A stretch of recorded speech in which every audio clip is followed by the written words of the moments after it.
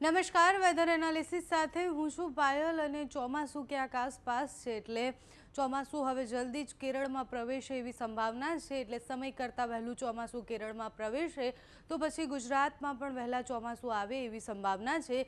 ચોમાસું આવે એની પહેલાં ગુજરાતમાં વરસાદ પડવાનો છે અને એ વરસાદ સંભવિત રીતના અત્યારે જે આગાહી કરવામાં આવી છે એ પ્રમાણે 23 તારીખથી લઈને 28 તારીખ સુધીમાં પડશે એટલે 23 તારીખથી એની અસરો શરૂ થઈ જશે। પ્રી મોન્સૂન એક્ટિવિટીના ભાગરૂપે પડતો એ વરસાદ છે। મહારાષ્ટ્રના દરિયાકાંઠાથી એક ટ્રફ ખેંચાઈને આવે છે જેના કારણે ગુજરાતમાં વરસાદની આગાહી હવામાન નિષ્ણાંત હવામાન વિભાગ દ્વારા કરવામાં આવી છે।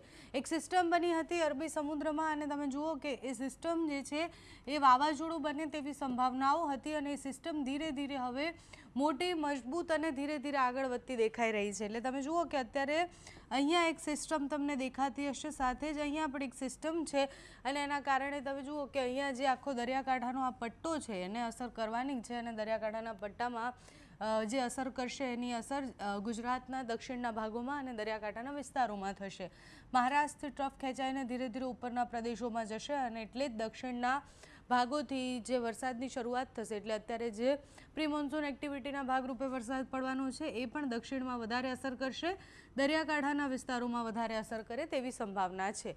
એક બીજી સિસ્ટમ બંગાળની ખાડીમાં પણ બની છે જેની આપણે વાત કરી હતી કે બંગાળની ખાડીમાં પણ સિસ્ટમ સક્રિય છે।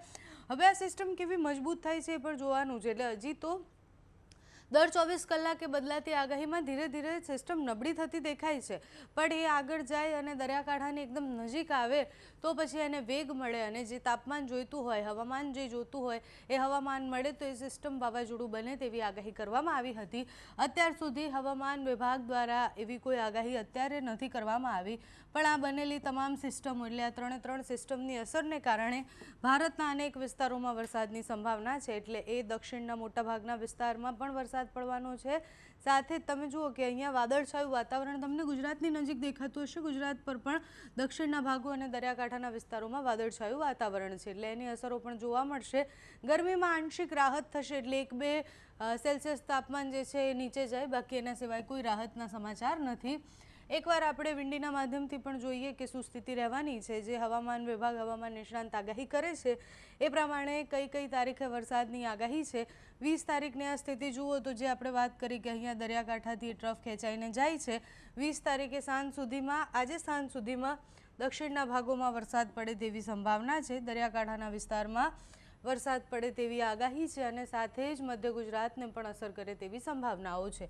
અત્યારે તમે જુઓ કે આહવા, ડાંગ અને આ નાસિકવાળો જે આખો પટ્ટો છે એ પટ્ટા ઉપર અત્યારે વરસાદ દેખાતો હશે। મધ્ય ગુજરાતના વિસ્તારોમાં પણ એની અસર થશે।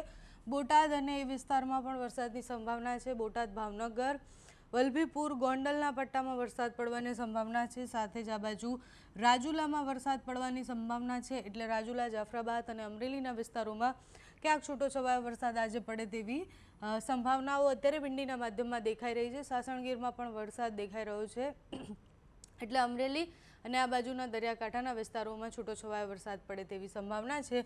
આ બાજુ જામનગરના વિસ્તારમાં પણ આજે સાંજ સુધીમાં વરસાદ પડે તેવી આગાહી છે એટલે તમે જુઓ કે આજના દિવસથી વરસાદની અસરો શરૂ થઈ જશે। 20 તારીખથી લઈ અને 25 તારીખ સુધી 28 તારીખ સુધી એ વરસાદની અસરો જોવા મળે તેવી સંભાવના છે। જામજોધપુર અને જામનગર, કચ્છના અમુક ભાગોમાં પણ વરસાદની સંભાવના છે। એકદમ સામાન્ય મધ્યમ વરસાદ હશે, ગાજવીજ સાથેનો વરસાદ હશે કારણ કે સિસ્ટમનો ટ્રફ ખેંચાઈને આવ્યો છે। ભારે પવન ફૂંકાય તેવી સંભાવનાઓ પણ છે અત્યારે એટલે જ્યાં વરસાદ પડશે ત્યાં ભારે પવન સાથે ગાજવીજ સાથે વરસાદ પડવાની સંભાવનાઓ છે। અત્યારે સૌથી વધારે અસર દક્ષિણ અને સૌરાષ્ટ્રના ભાગોમાં થાય તેવી સંભાવના છે। 21 તારીખ સુધીમાં તમે જુઓ કે આ સિસ્ટમ જે છે એ સિસ્ટમ ધીરે ધીરે દરિયાકાંઠાની નજીક પહોંચવાની છે અને આખો દક્ષિણનો જે દરિયાકાંઠાનો વિસ્તાર છે ત્યાં એની અસર દેખાઈ રહી છે। ધીરે ધીરે સિસ્ટમ હવે આ બાજુ યમન તરફ જતી દેખાય છે, ઓમાન તરફ જતી દેખાય છે એટલે યમન, ઓમાન તરફ જતી એ સિસ્ટમની અહીંયા જે અસરો થાય એટલે જે છૂટાછવાયા વાદળો જે છે ઘેરાયેલા એની અસરને કારણે અને કે સિસ્ટમ બની છે તો એની આંખ એક જગ્યાએ હોય પણ એની પાંખ જ્યાં જ્યાં ફેલાયેલી હોય ત્યાં બધી જ જગ્યાએ અસર થતી હોય છે અને અત્યારે પણ એ સ્થિતિ છે કે સિસ્ટમની અસરો એ દક્ષિણથી લઈને મહારાષ્ટ્રના દરિયાકાંઠા સુધી અને દક્ષિણ ગુજરાત સુધી એની અસર દેખાઈ રહી છે. બંગાળની ખાડીમાં બનેલી સિસ્ટમ પણ ધીરે ધીરે દૂર જતી દેખાય છે, એટલે એ સિસ્ટમની પણ કોઈ સીધી અસર નથી થવાની. પણ 23 તારીખની આસપાસ ગુજરાતમાં ભયંકર વરસાદ પડે એવી આગાહી વિંડીમાં અત્યારે દેખાઈ રહી છે. 23 તારીખની આસપાસ ગુજરાતના દરિયાકાંઠાના વિસ્તારોમાં એલર્ટ છે, એટલે ત્યાં વધારે વરસાદ પડે તેવી સંભાવના છે. વધુ વરસાદ એ 23થી 28 તારીખ સુધીમાં પડવાનો છે. 20 તારીખ એટલે આજે મોડી સાંજથી ઘણા બધા વિસ્તારોમાં વાતાવરણમાં પલટો આવશે. ઘણા બધા વિસ્તારોમાં વાદળછાયું વાતાવરણ રાખશે. ગરમીમાં થોડીક રાહત મળશે. ભારે પવન સાથે વરસાદની આગાહી કરવામાં આવી છે. હવે જે સિસ્ટમ જે છે એ યમન તરફ જાય છે કે પછી ત્યાં ને ત્યાં સ્થિર થઈ જાય છે એ પણ જોવાનું છે. એ વાવાઝોડું બને છે કે કેમ. વાવાઝોડા પહેલાં ગુજરાતમાં વરસાદની આગાહી છે. તમારે ત્યાં કેવું વાતાવરણ છે અમને કમેન્ટ્સમાં જણાવજો. અત્યારે આ વિડીયોમાં બસ આટલું જ. જો તમે અમને યુટ્યુબ પર જોઈ રહ્યા હોય તો સબસ્ક્રાઈબ કરજો, ફેસબુક પર જોઈ રહ્યા હોય તો ફોલો કરજો, અમારા વિડીયોને લાઇક અને શેર કરજો.